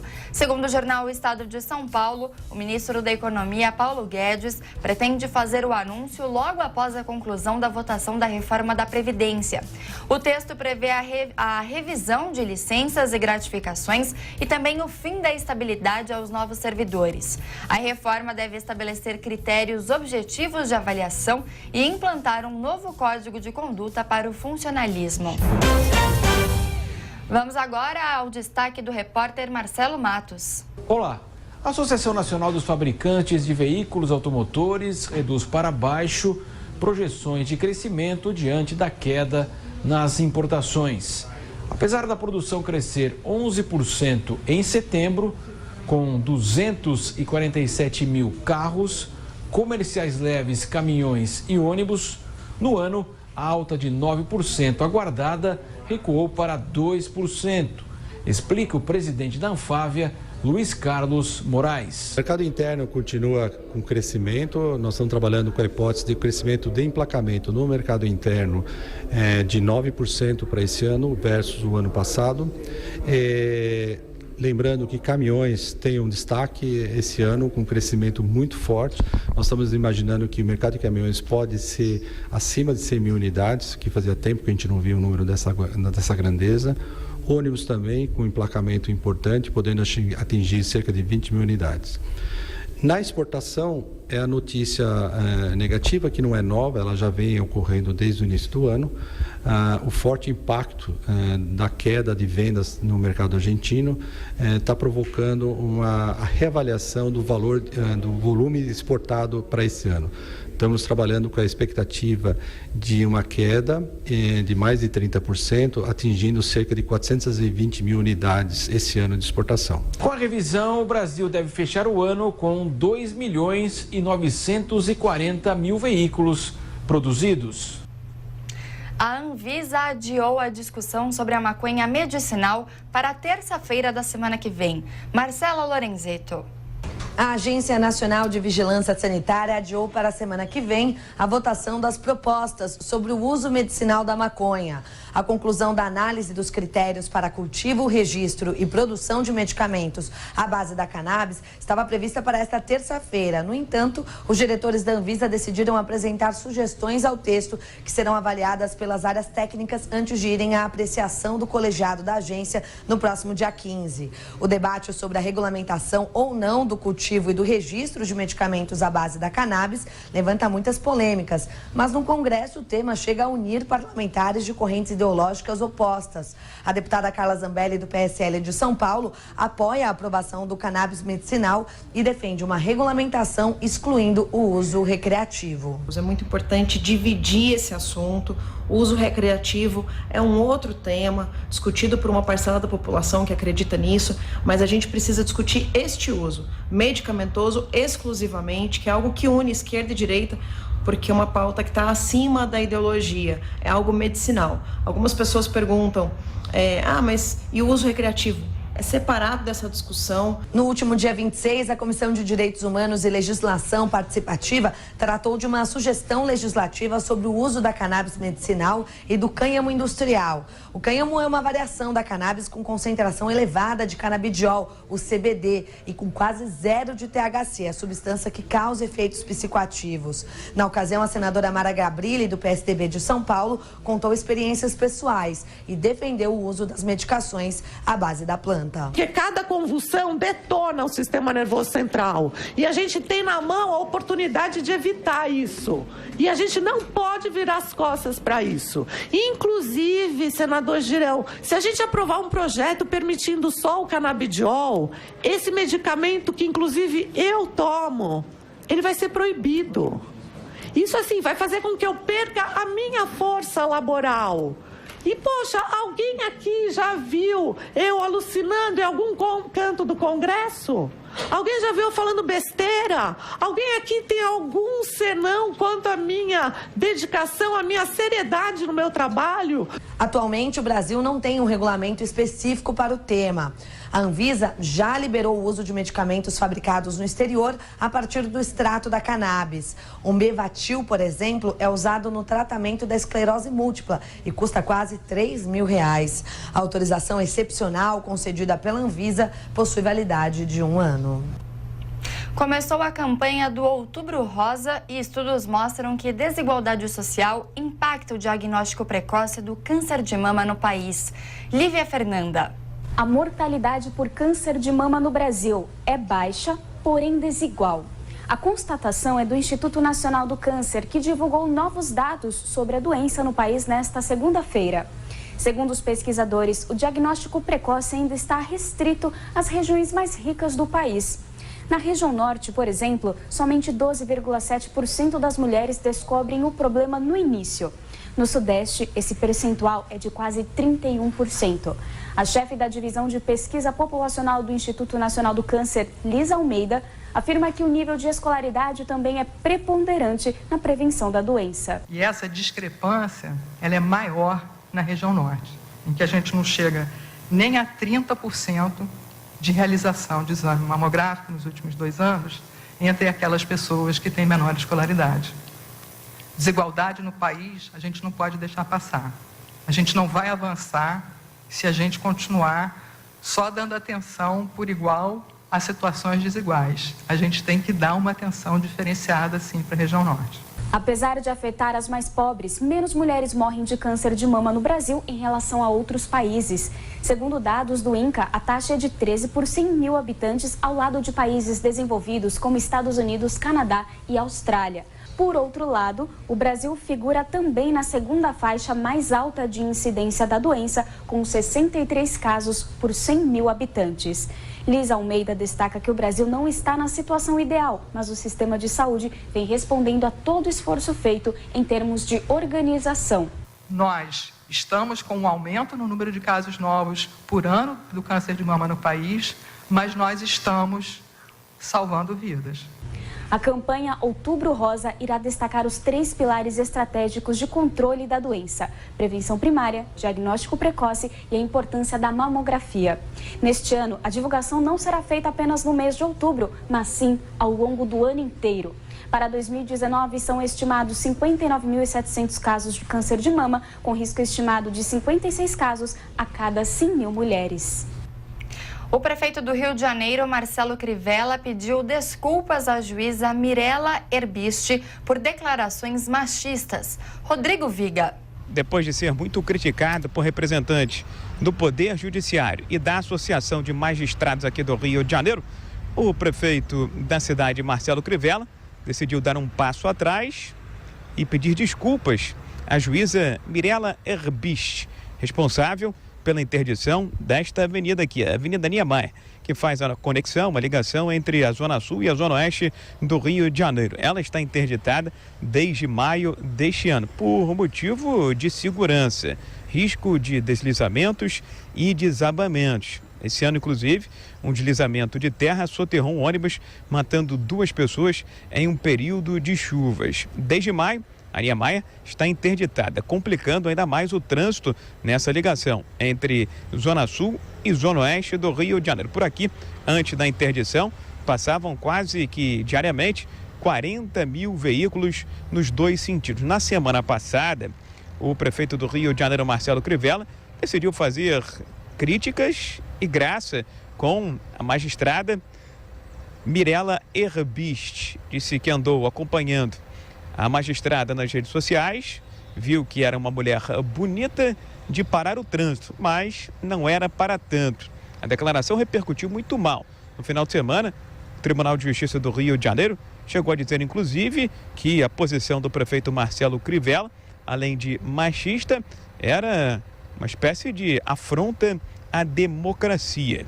Nesta segunda-feira, percebendo, sentindo que tinha queimado literalmente o filme, o prefeito Marcelo Crivella pediu desculpas à juíza e disse que falou daquele jeito porque é o jeito carioca de ser. O prefeito do Rio de Janeiro tem todo o respeito pela magistratura. Se por acaso em algum momento o espírito carioca é um espírito carioca, a gente faz algum gracejo, então eu quero aqui me redimir e dizer que a juíza me desculpe. A Prefeitura do Rio de Janeiro está fazendo obras aqui na Niemeyer para tentar viabilizar a reabertura desta via de ligação com a Zona Oeste da capital. Mas a Justiça só deve apreciar os novos pedidos da Prefeitura no mês que vem. Do Rio de Janeiro, Rodrigo Viga. Segundo o submarino, dos 4 previstos em acordo de colaboração com a França, entra em fase final de montagem. O Humaitá é o produto do acordo feito em 2008 e cujo primeiro exemplar foi o Riachuelo. No estaleiro base da Marinha, em Itaguaí, na região metropolitana do Rio de Janeiro, será feita a montagem de 5 partes do casco, feitas separadamente. O submarino só deve entrar em fase de testes no mar no segundo semestre do ano que vem. Gilmar Mendes afirma que Lula não tem direito de recusar progressão de regime. No entanto, o ministro do Supremo Tribunal Federal disse em participação no programa Roda Viva da TV Cultura que os procuradores ofereceram um regime semiaberto ao petista por conveniência. Segundo ele, a Lava Jato tem melhores publicitários do que juristas e o lavajatismo militante da mídia criou falsos heróis. Gilmar ressaltou que a corte errou ao aceitar em 2016 a possibilidade da prisão dos condenados em segunda instância. Votação para membros do Conselho Tutelar é cancelada em pelo menos 13 cidades. A suspensão envolve desde problemas com urnas eletrônicas até denúncias de compras de votos e fraudes. Em São Paulo, as regionais de Pinheiros, Pirituba e Lajaedo também terão novas eleições. No Rio de Janeiro, o resultado deve ser confirmado apenas na quinta-feira, mas também há a possibilidade de um novo pleito. Favorito na disputa eleitoral argentina, o opositor Alberto Fernandes anunciou nesta segunda-feira um plano inspirado no programa Fome Zero. Renan Porto. O candidato kirchnerista à presidência da Argentina, Alberto Fernandes, anunciou nesta segunda-feira o plano Argentina Sem Fome. inspirado no programa brasileiro Fome Zero, do ex-presidente Lula. O programa prevê a distribuição de um cartão alimentação para a população de baixa renda, que permite a compra de produtos subsidiados pelo governo. O Argentina Sem Fome também estabelece uma regulação maior nos preços dos alimentos da cesta básica e ampliação do programa Preços Cuidados, que congela o preço de vários itens. O candidato mencionou os dados divulgados pela Universidade Católica Argentina na semana passada para embasar o novo plano. Eles indicam que mais de 35% da população se encontra em uma situação de pobreza e quase 8% em situação de indigência. Para Fernandes, é uma vergonha que a Argentina produza comida suficiente para 400 milhões de pessoas e não consiga alimentar 15 milhões de argentinos. Decimos ser o país que produz alimentos para 400 milhões de pessoas e não podemos alimentar a 15 milhões de pessoas nossas que estão em situação de pobreza. Fernandes é o favorito para vencer o pleito, tendo conseguido uma larga vantagem sobre o atual presidente Maurício Macri nas primárias em agosto, com 15 pontos percentuais a mais. Neste fim de semana, pesquisas divulgaram que o kirchnerista pode vencer a eleição ainda no primeiro turno. O atual presidente Maurício Macri foi obrigado a cortar parte dos gastos com assistencialismo para atender às demandas do Fundo Monetário Internacional. Alberto Fernandes é um admirador declarado de Lula, já visitou o ex-presidente em Curitiba e costuma repetir o bordão Lula livre. Durante a gestão de Cristina Kirchner, atual candidata a vice na chapa de Fernandes, o governo se inspirou no Bolsa Família brasileiro para criar a atribuição universal por filho. Caso o candidato seja eleito, herdará uma Argentina em recessão econômica. A expectativa para 2020 é que o PIB encolha 1,5%. Quase 30 anos depois do fim da ditadura militar no Chile, a Corte Suprema do país condenou 22 ex-agentes da Polícia Secreta de Augusto Pinochet pelo sequestro de 2 opositores nesta segunda-feira. Camila Yunes. A Corte Suprema do Chile condenou nesta segunda-feira 22 ex-agentes do regime de Augusto Pinochet. Eles foram culpados pelo sequestro qualificado de 2 opositores durante a ditadura chilena. Héctor Zúñiga Tapia e Bernardo de Castro Lopes eram militantes de esquerda que foram detidos em setembro de 1974. Tapia era integrante do movimento de esquerda revolucionária e Lopes, ativista do Partido Socialista.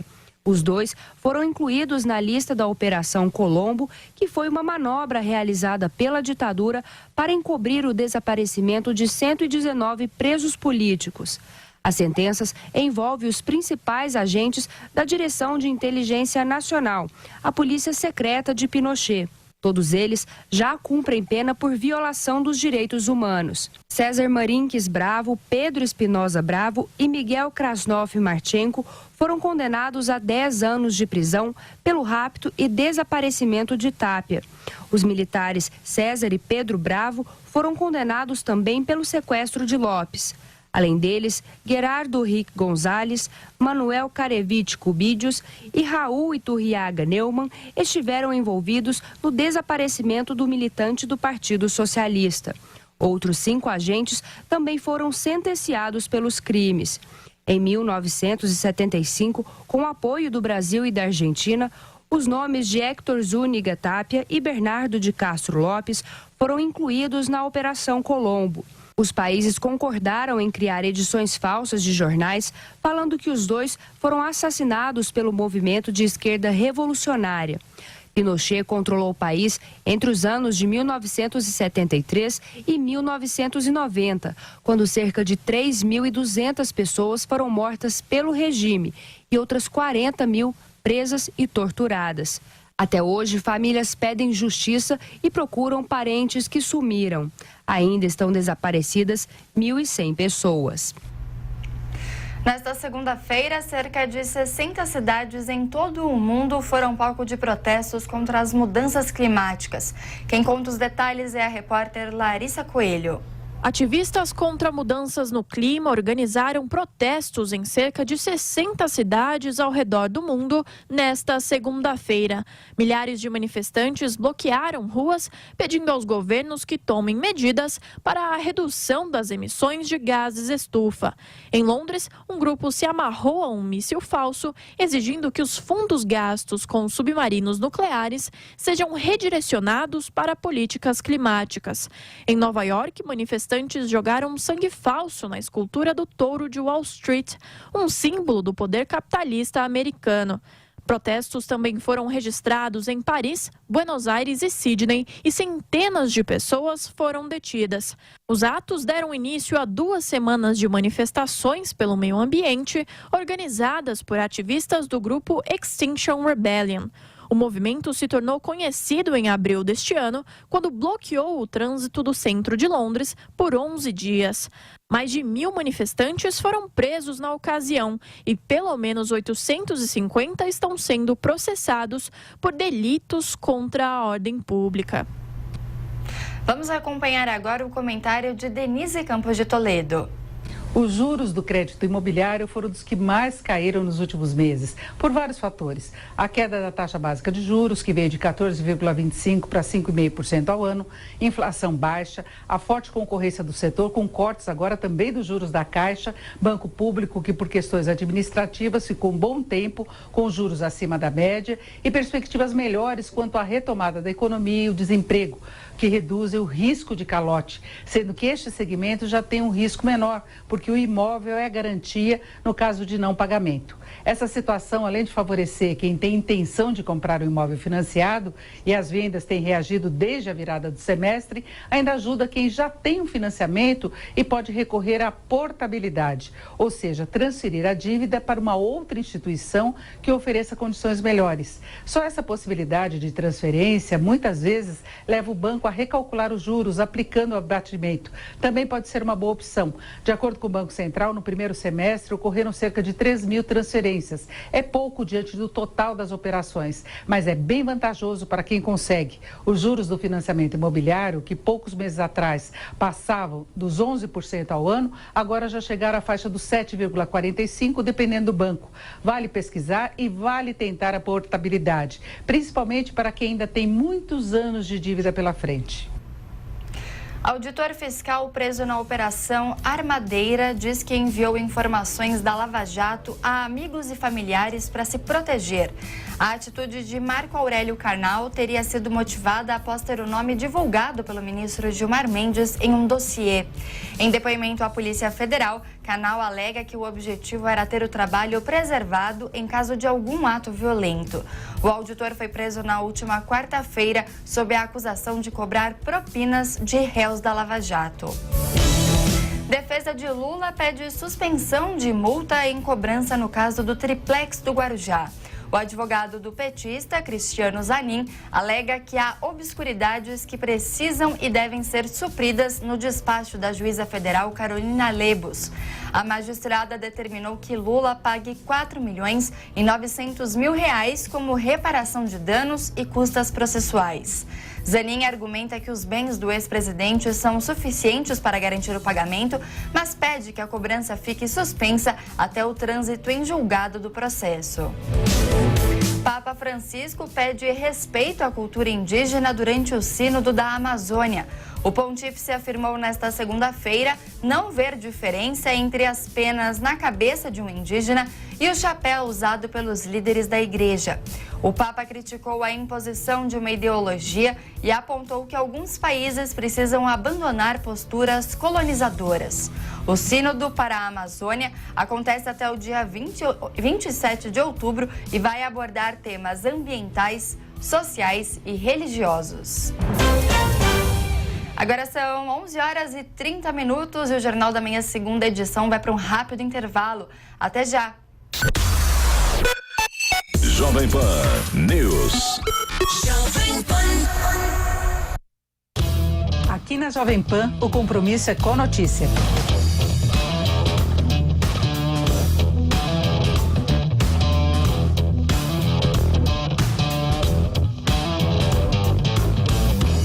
Acompanhe o Jornal Jovem Pan de segunda a sexta-feira, das 14 às 15 horas, nos canais do YouTube e Facebook da Jovem Pan News.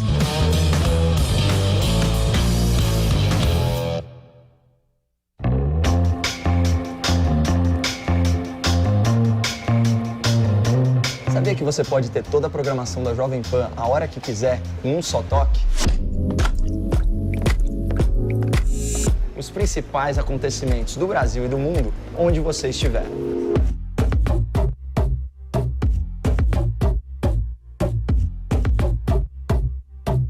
Uma programação repleta de notícias, esportes e muita opinião. Além, é claro, de todo o entretenimento da Jovem Pan.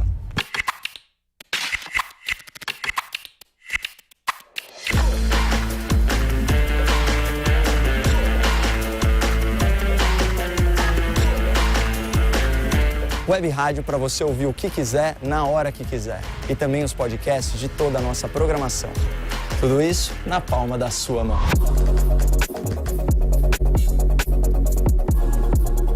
Programação 24 horas por dia, para que você tenha informação de qualidade em todo lugar.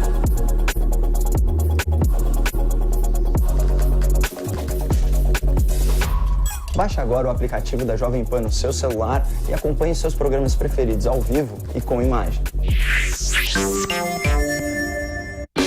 Hoje eu vou recomendar 2 filmes que estão no catálogo da Netflix. O primeiro se chama Fronteira Tripla e tem como atores principais Ben Affleck e Oscar Isaac. O filme conta a história de um grupo de ex-militares que se reúne para realizar um roubo. O roubo será feito na casa de um traficante muito conhecido da Colômbia. A primeira parte do filme é dedicada a mostrar o planejamento. A segunda parte mostra os desdobramentos. Para quem gosta de filme de ação, é uma boa pedida. O segundo que eu gostaria de recomendar se chama Estrada Sem Lei e tem como atores principais o Kevin Costner e Woody Harris.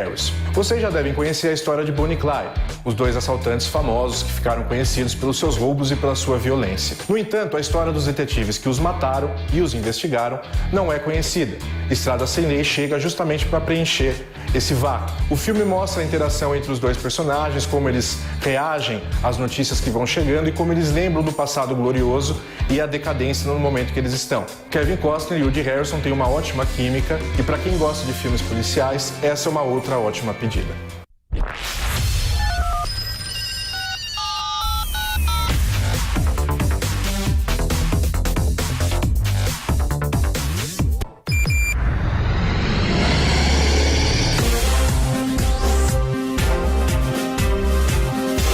Esta é a Jovem Pan News, a rede da informação. Muito bom dia para você que chega agora, seja muito bem-vindo ao Jornal da Manhã, segunda edição, que vai ao ar de segunda a sexta-feira, das 10 horas da manhã até o meio-dia. Nós estamos sempre ao vivo no canal do YouTube Jovem Pan News e no AM para todo o Brasil e para São Paulo também. Agora são 11 horas e 33 minutos. Vamos às principais notícias da manhã desta terça-feira com o nosso Top 10. Manchas no Nordeste. Presidente Jair Bolsonaro diz que óleo que atinge o litoral da região não é brasileiro e que vai aprofundar as investigações. Campanhas do PSL. Justiça Eleitoral decreta sigilo em processo envolvendo o ministro do Turismo, Marcelo Álvaro Antônio. Operações cambiais. Banco Central prepara caminho para ampliar as possibilidades de contas em dólar e outras moedas estrangeiras. Pauta no Congresso. Parlamentares votam hoje proposta da Lei de Diretrizes Orçamentárias de 2020. Defesa de Lula. Equipe do ex-presidente pede a suspensão da multa de R$4.900.000 da condenação no caso do triplex do Guarujá. Ação contra a ilegalidade. Confronto entre agentes da Polícia Federal e garimpeiros deixa um morto em Aripuanã, no Mato Grosso. Sínodo da Amazônia. Papa Francisco volta a cobrar respeito à cultura indígena. Brexit. Chanceler alemã Angela Merkel adverte Boris Johnson que é improvável alcançar um acordo sobre a proposta, exceto se o britânico fizer mais concessões. Ação da Turquia. Governo inicia ofensiva militar contra a milícia curda na Síria. Mudanças no Equador. Pressionado por protestos, presidente Lenín Moreno transfere a sede do governo de Quito para Guayaquil. A última uma grande festa comemorativa antes do Natal, o Dia das Crianças não deve passar despercebido pelos brasileiros. Um levantamento realizado pelo SPC Brasil aponta que 73% dos consumidores planejam ir às compras nesta data. E sobre esse assunto eu converso agora com a economista-chefe do SPC Brasil, Serviço de Proteção ao Crédito, Marcela Kawaochi. Marcela, muito bom dia, muito obrigada por atender a gente gentilmente nessa manhã de terça-feira. Olá, bom dia, é um prazer falar com vocês. Marcela, como eu disse agora há pouco, 73% dos brasileiros devem ir às compras neste Dia das Crianças, comemorado aí neste sábado, dia 12 de outubro. Eu queria saber se essa expectativa é positiva, qual que é a comparação que a gente pode fazer em relação ao ano passado? É uma expectativa positiva, sim. Esse número de consumidores que vão às compras deve movimentar um pouco mais de 10 bilhões de reais no comércio brasileiro somente para essa data comemorativa. E esse número é um pouco melhor do que foi ano passado, quando 66% disseram que iriam às compras. Agora, vale lembrar que o orçamento desse consumidor continua apertado. Quase 40% deles disseram que vão gastar o mesmo valor em relação ao ano passado. Ou seja, tem mais gente indo às compras, mas o valor gasto vai ficar mais ou menos igual. Qual que é o valor, Marcela? A média de gastos vai ser de quase R$ 199, R$ 198,79 para ser mais específica. É muito próximo dos R$ 187 que foram gastos por consumidor no ano passado. E quem serão esses presenteados? Serão pessoas... todas as crianças da família vão receber um presente aí, de acordo com a pesquisa de vocês, ou só aquelas mais próximas, como filhos, netos ou sobrinhos? A pesquisa mostra que os mais próximos têm mais chance de ganhar presente. Na lista dos que vão ser presenteados, os filhos aparecem em primeiro lugar, seguidos pelos sobrinhos, os afilhados e os netos. Uhum.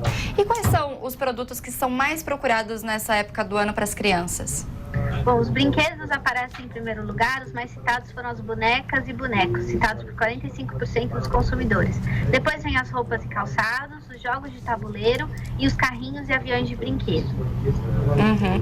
E em relação ao FGTS, a gente sabe que o governo vai liberar, na verdade já está liberando, né, para quem tem uma conta na Caixa Econômica Federal, o FGTS, aqueles R$500, né, que podem...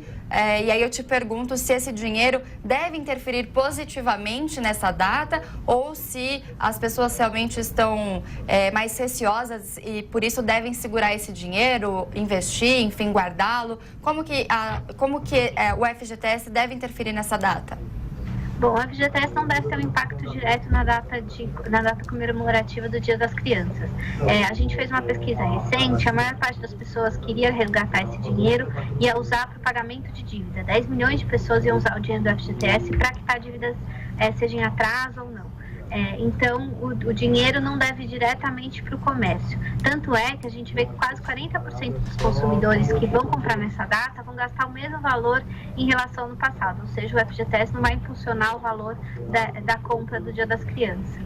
Uhum. E as pessoas têm esse dinheiro, Marcela? Ou elas devem parcelar, colocar no crédito? Ou elas têm esse dinheiro aí à vista para fazer essas compras do Dia das Crianças? 78% pretendem pagar à vista, seja em dinheiro ou no cartão de débito. Mas tem 36% das pessoas que vão optar pelo parcelamento. E aí o cartão de crédito acaba sendo o mais citado. Vale lembrar sempre que é importante tomar cuidado com o cartão de crédito e com o parcelamento. A gente está muito próximo da Black Friday, que ainda é uma data que não é tão tradicional, mas também próximo do Natal. E quem parcelar pode depois ter um monte de parcelas ao mesmo tempo, né? Porque parcelou o Dia das Crianças, vai parcelar o Natal e depois aquele monte de parcela acaba encavalando e gerando um problema financeiro para esse consumidor. Não dá para pensar só na primeira parcela, né? Às vezes a gente parcela e pensa que o produto só valeu aqueles R$40 ali da primeira parcela e esquece do restante, né, Marcela? A gente esquece que tem que pagar todas as parcelas e o pagamento parcelado dá a impressão para o consumidor que ele está gastando um pouco menos do que ele está gastando realmente, já que ele paga de forma mais suave. E aí, muitas vezes, ele sai do orçamento para fazer as compras do Dia das Crianças. Isso é especialmente importante quando a gente lembra que 36% das pessoas enfrentam a pressão das crianças para comprar o presente. Então, a pessoa já está sendo pressionada por aquela criança que ela quer presentear e ainda encontra o pagamento parcelado parcelado, pode ser levado sim a gastar mais do que pode. E 78%, você disse, salvo engano, 78% vão pagar à vista ou no débito ou no dinheiro, né? Isso mesmo. Esse número surpreende vocês positivamente? Qual que é a análise do SPC a respeito disso? Bom, o pagamento à vista sempre é o mais citado, né? Especialmente o pagamento em dinheiro, que foi citado aí por 53% das pessoas. É uma questão positiva, sim, quando a gente lembra que o brasileiro está com orçamento apertado. Quem paga à vista no dinheiro geralmente se controla um pouco mais. Faz aquela conta anterior, sabe quanto pode pagar, tira o dinheiro certinho para fazer a conta.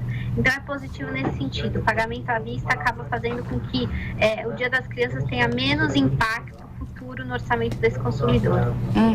E qual que é a importância, Marcela, dessa data para a economia? A gente citou aí anteriormente que é a última data antes do Natal mais importante, né? Por quê? Ela é bem importante porque é a última grande data comemorativa antes do Natal. Então, a gente observando o comportamento do consumidor no Dia das Crianças, a gente já pode inferir como vai ser o Natal. E vale lembrar que essa perspectiva para o Natal é importante porque o Natal é a data comemorativa que mais movimenta dinheiro na nossa economia. Então, é importante observar o Dia das Crianças para tentar entender um pouco melhor como vai ser o Natal, que é a grande data comemorativa do ano. E para quem está nos ouvindo, nos assistindo por imagens, você tem aí alguma dica, alguma recomendação para essa pessoa que pretende ir às compras, mas que também não pode esbanjar aí nesse presente para as crianças nesse dia 12? Bom, primeira coisa é fazer a conta de quanto pode gastar antes de sair de casa. Não adianta tentar fazer a conta quando você está na loja, impulsionado a fazer várias compras, né? No momento em que você está no centro de compras. Faz a conta em casa quando você está racionalmente pensando naquele assunto. Em segundo lugar, não se deixar pressionar pela criança. A criança não sabe fazer conta do orçamento, ela não sabe quanto cabe e quanto não cabe.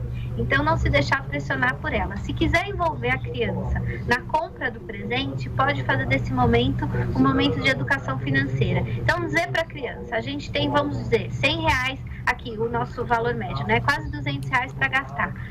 Vamos na loja junto comigo e você vai me ajudar a encaixar esse presente dentro do valor que a gente pode gastar. Envolver a criança de uma forma a educá-la, não de uma forma a dizer, escolhe o presente que você quer e depois eu me viro para pagar, porque isso é muito ruim para o orçamento daquela família.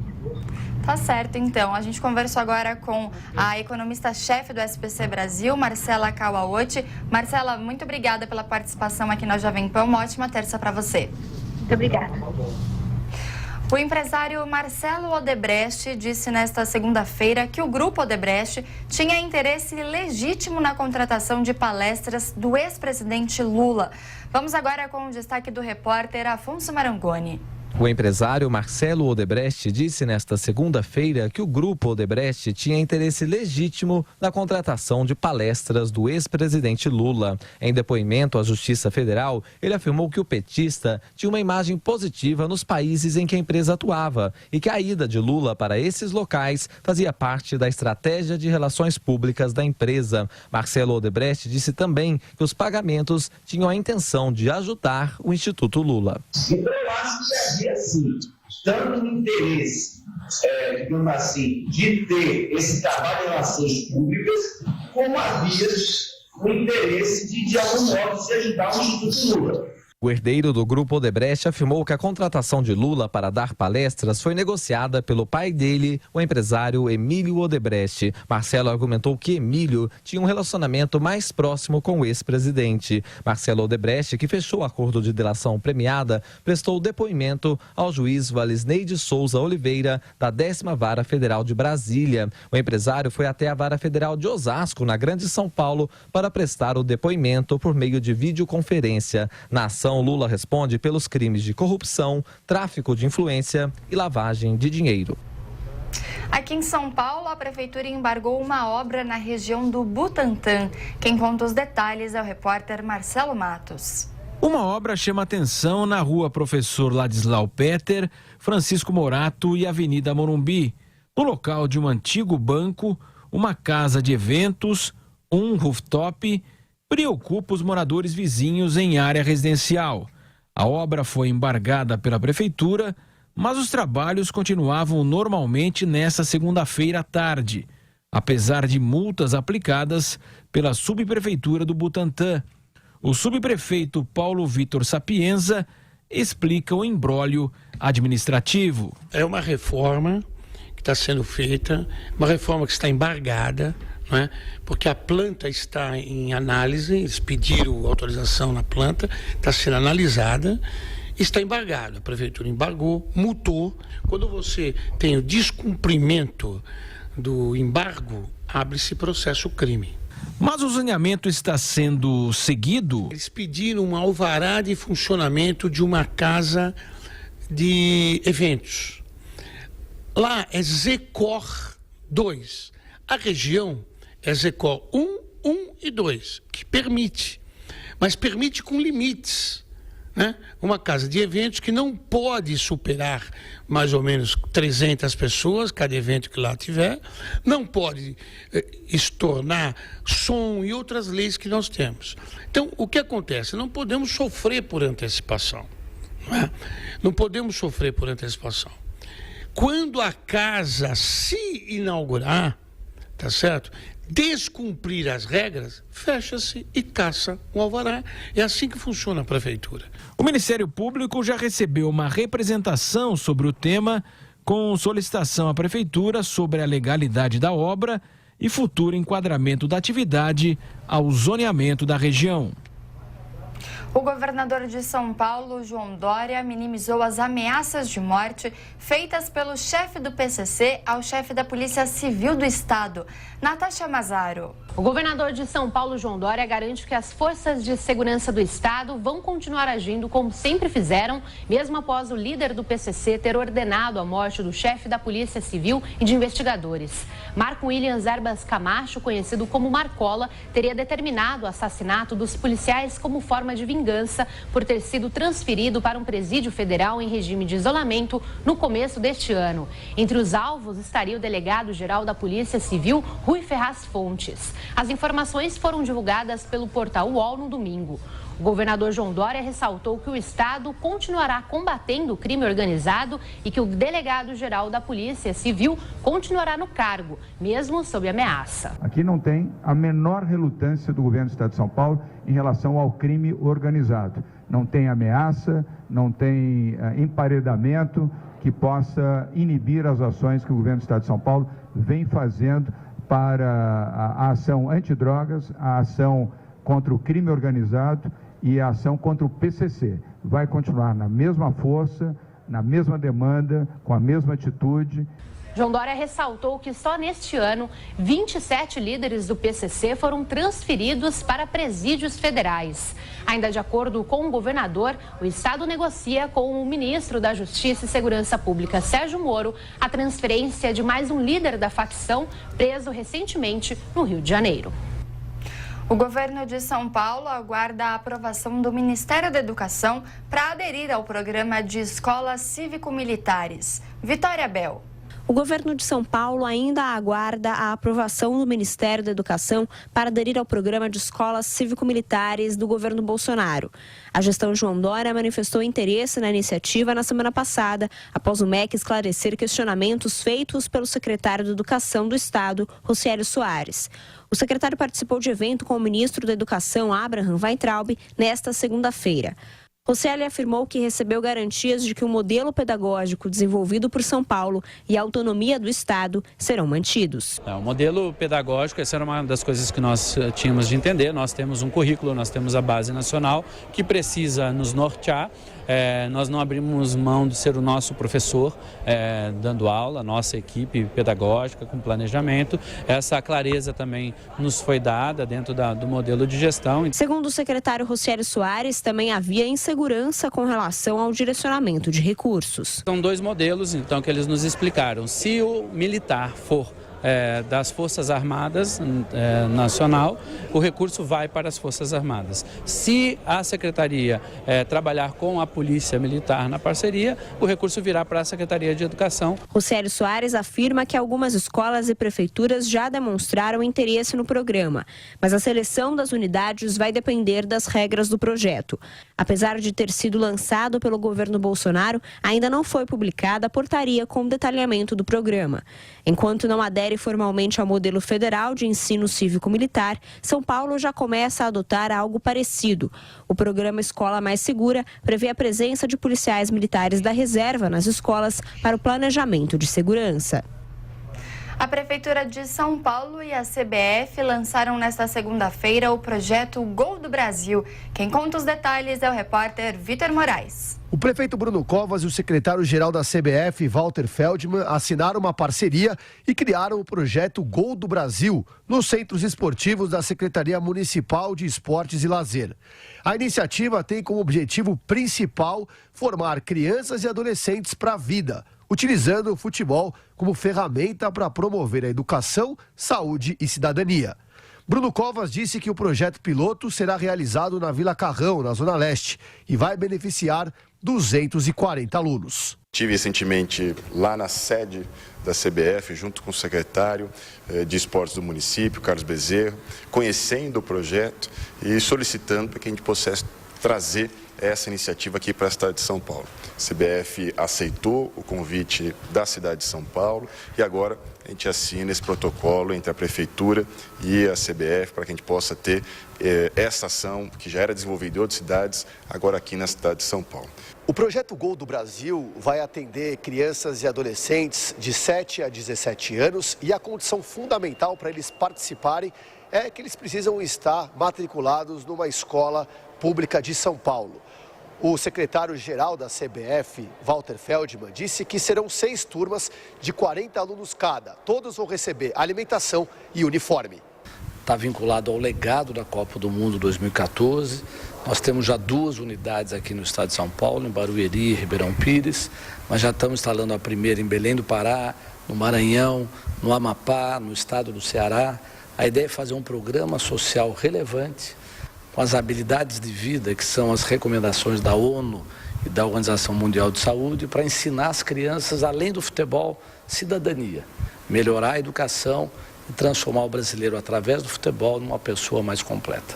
Atualmente, quase 3.000 crianças e adolescentes praticam futebol nos centros esportivos da Prefeitura de São Paulo. A maioria joga futsal, o resto, futebol de campo, o que mostra a importância do esporte como ferramenta de inclusão social. As manchas de óleo que têm invadido as praias do Nordeste podem ter origem venezuelana. Vamos ao Rio de Janeiro para mais informações com o repórter Rodrigo Viga. Fontes ouvidas pela Jovem Pan não têm dúvida em afirmar que o óleo que vem aparecendo nas areias e na costa de praias do Nordeste brasileiro tem origem venezuelana.